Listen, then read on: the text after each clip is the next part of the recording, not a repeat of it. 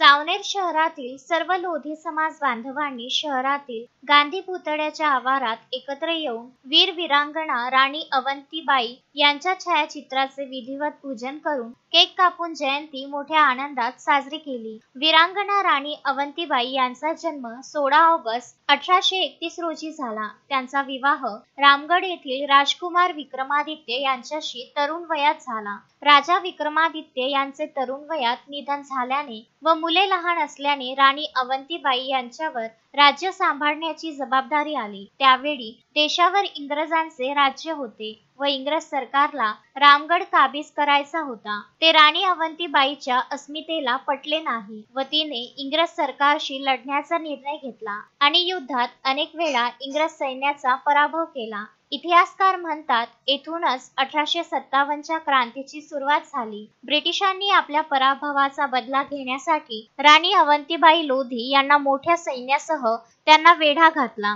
ब्रिटिशांच्या हाती मरण्यापेक्षा त्यांनी स्वतः स्वतंत्रतेसाठी आपल्या प्राणांची आहुती दिली। 1857च्या प्रणेता महापराक्रमी वीरांगना राणी अवंतीबाई लोधी त्यांच्या शौर्य आणि बलिदानाचे स्मरण करून देशभरातील लोधी समाज बांधवांकडून मोठ्या उत्साहात साजरी केली जात आहे। भारत सरकारने 1988 आणि 2001 मध्ये वीरांगना राणी अवंतीबाई लोधी यांच्या स्मरणार्थ टपाल तिकिटे काढली आणि त्यांचे बलिदान आणि शौर्य जनतेला कळावे म्हणून तमाम लोधी समाज बांधवांनी अशा महान त्यागाची वीर योद्धा वीरांगना राणी अवंतीबाई लोधी यांच्यावर श्रद्धांजली अर्पण केली। 195वी जयंती या आणि त्यांच्या छायाचित्राचे विधिवत पूजन करून आणि केक कापून त्यांची जयंती मोठ्या उत्साहात साजरी केली। या प्रसंगी लोधी समाजाच्या शेकडो बंधू भगिनींनी उपस्थित राहून आयोजनाचा लाभ घेतला।